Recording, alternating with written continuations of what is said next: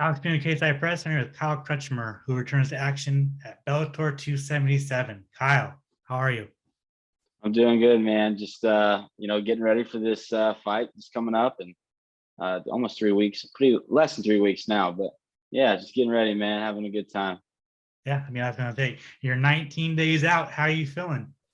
I feel good. I feel really good. I've had a great camp. I haven't had any hiccups, knock on wood.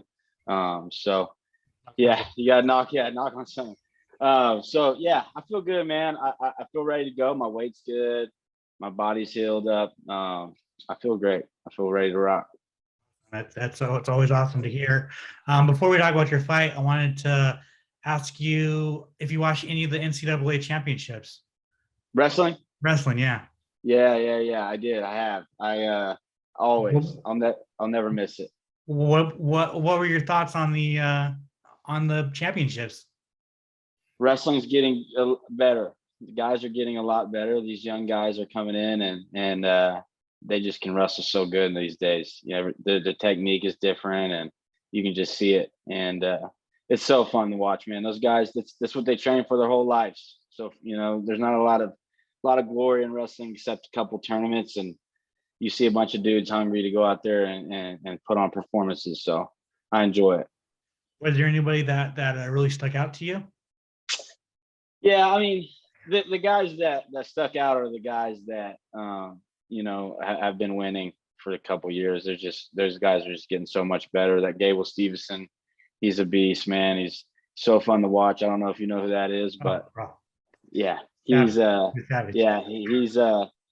he has the world in front of him, man. So I'm excited to see what happens for him, and I'm rooting for him. I root for all the wrestlers. So.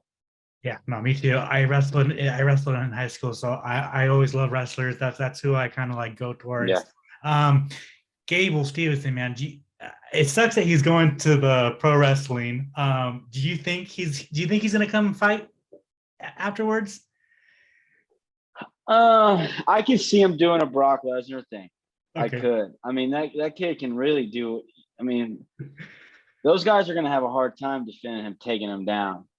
It just depends how much money does he make in WWE, and does he become a huge household name and things like that. If that's the case, then he might not. I mean, that dude could probably go play on an NFL team too, so there's no telling. That guy like I said, man, he has so many things that he could go and accomplish. And well, I think so.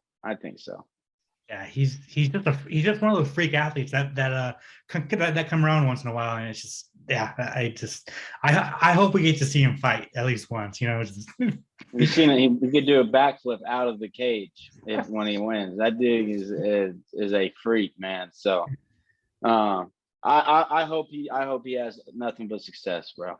Yeah, no, for sure, man, for sure. You're coming up on about 4 months since your win over Oliver Encamp, big win. I wanted to kind of know what you thought about that performance. It was what I needed to do, is what I was trained to do the whole camp. My coaches told me the same thing. The guy's dangerous. It was dangerous on his feet, and he's experienced. He had a good ground game. A little bit honestly, was a little bit more sketchy on the ground than I anticipated, but it was good. It was a good win for me.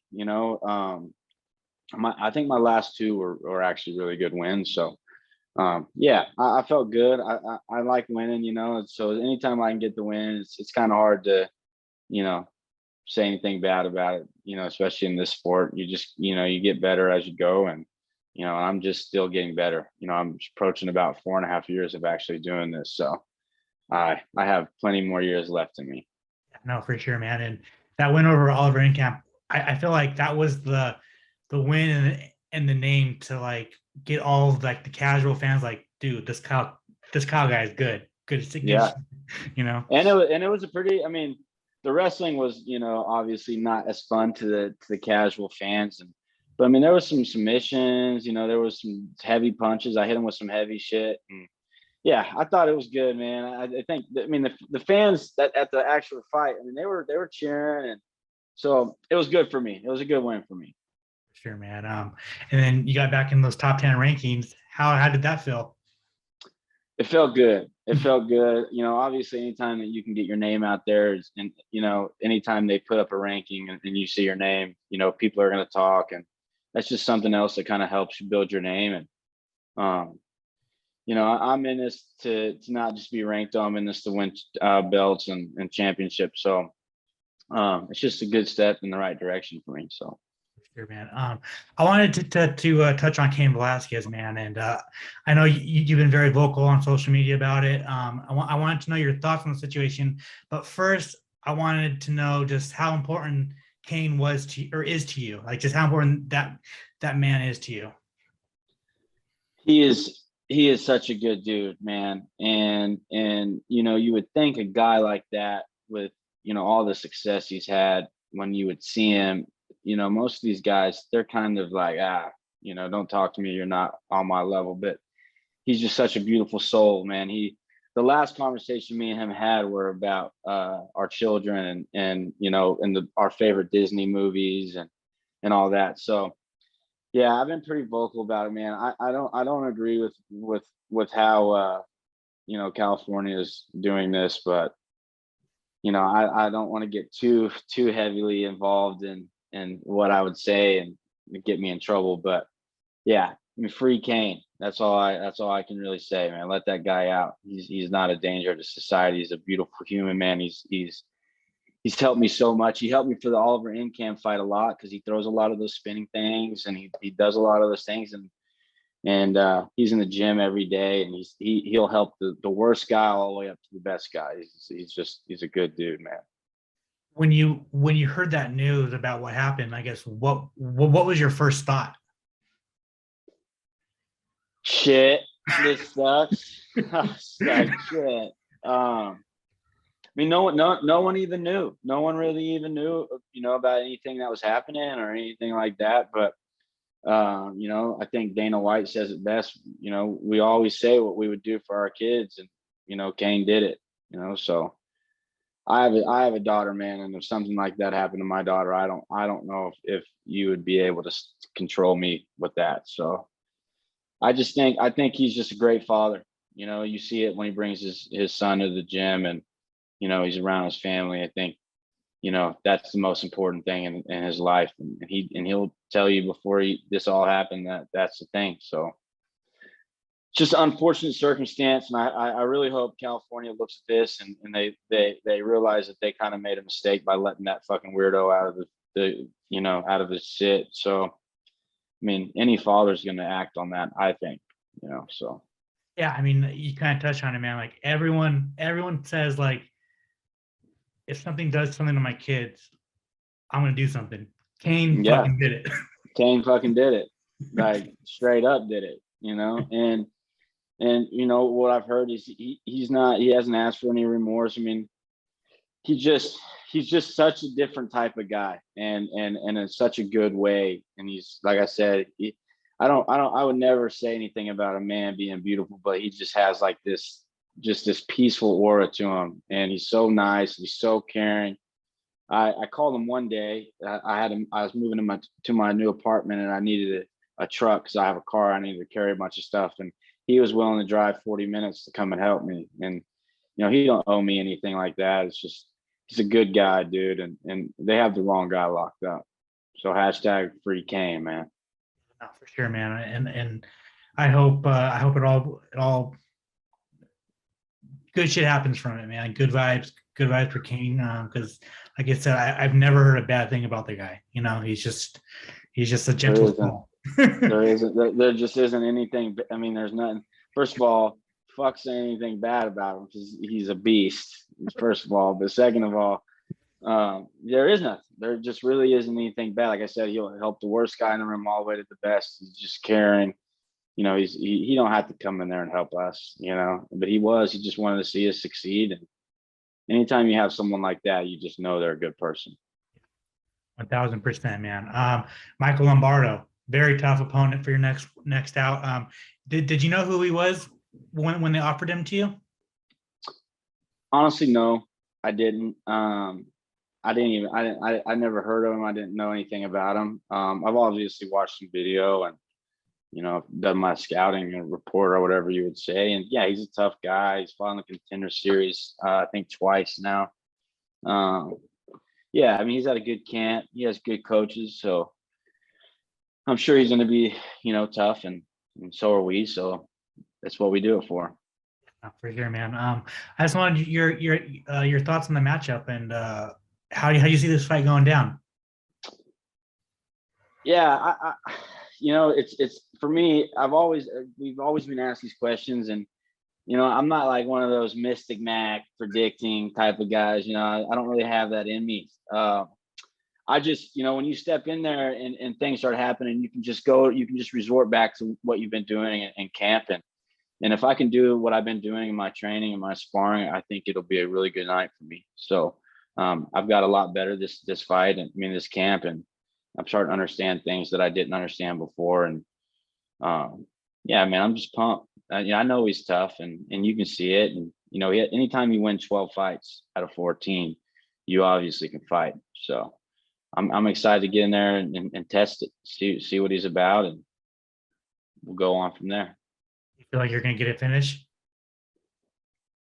I'm gonna work for it. I think that's any fighter you ask, they always that's something we go for. And sometimes these guys can go out there and predict something and it worked for them, and then they act like they knew it the whole time. But for me, man, if I can do what I've been doing in sparring, and I can put together 15 minutes of what I do best, and I think a finish can present itself. You're fighting in San Jose. How does that feel? It's exciting. I fought in Oklahoma with Bellator twice. I fought in Connecticut during the COVID 3 times.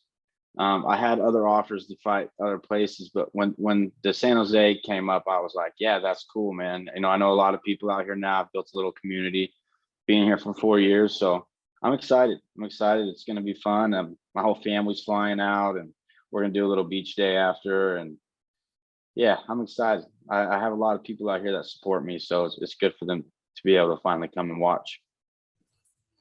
Final thing for me, man. What do you want the rest of your 2022 to look like? Not looking past Michael Lombardo at all. But I mean, are you trying to climb those rankings this year? Yeah, I mean, anytime you can have a chance to do that, I think with this guy not being ranked, I don't know if it'll actually elevate me to like a number 5 or 4 or something like that. So like I take my senior year, I wrestled in an NCAA tournament, and I got beat my first round, looking past guys. And I've told myself since then, I'll never look past anybody, whether they're great or not that good or whatever. Just respect your opponent and get to work. So I'm looking at April 15th, man. And then my family, we have a boat on a lake and a jet ski, and a 30-pack of Coors Light calling my name. So that's the only thing that I'm looking past, I guess you would say, Lombardo for, is just a little lake life and a little downtime and seeing my daughter. So I got one more for you. You got a big sleeve tattoo. I just wanted to know what your favorite tattoo is on that you got. Man, I kind of got a bunch of that I like on here, but it's all Oklahoma. So I got I can't really see. So I got like a thunder thing, a thunder symbol of Route 66. I got the cow skull, tornado, where I'm from, and I got the state bird. I don't know, man. The guy, his name's Carlos. He's from San Jose. He did a really good job on it. So it's all Oklahoma, though. So I can't really say I don't like, I like this one more. I like this one because I might get some heat from my Oklahomans. So they're all really cool. That's awesome. So you got an Oklahoma arm. Are you gonna get maybe like an AKA arm next, or what? I am gonna work on this piece. I was thinking about maybe doing a California sleeve just to show a little love. So we'll see. I don't know, man. Those things hurt. So it's kind of like you got to be ready to really get in there and go. So I kind of you think you want one, and then as soon as that thing touches your skin, you're like, shit, I got 3.5 hours of this. So we'll see. We'll see. Yeah, no, bro. I feel you on that. I feel you on that. Once it gets up here, just like how bad did that? You got one? Yeah. How bad did that hurt? Oh, Oh my gosh! I know. Oh. It was like my teeth were clattering. I was like, "What the hell?" Ew. So, yeah, man, it's when you got to be. It's like a fight in itself. You got to be ready to go when you walk in there. They stick them needles in your arms and shit. So, we'll see. I gotta be like maybe a little bit hammered when I make my decision to do it, and then regret it after I start getting it. You know. I feel you. I feel you on that. Kyle, thank you so much for your time, man. I really appreciate it so much. I love chatting with you. If you want to plug any social media, you want to plug any sponsors you got, you want to thank anybody, the floor is yours. Just follow me at Kyle Crutchmer at simple, just at and my name, and then yeah, I mean, I don't really got any sponsors, anybody that I have to shout out, but I will shout out to the OSU Cowboys. Go Pokes. Ready for another year of wrestling. You know, it's just got done, but I enjoy it. So Awesome.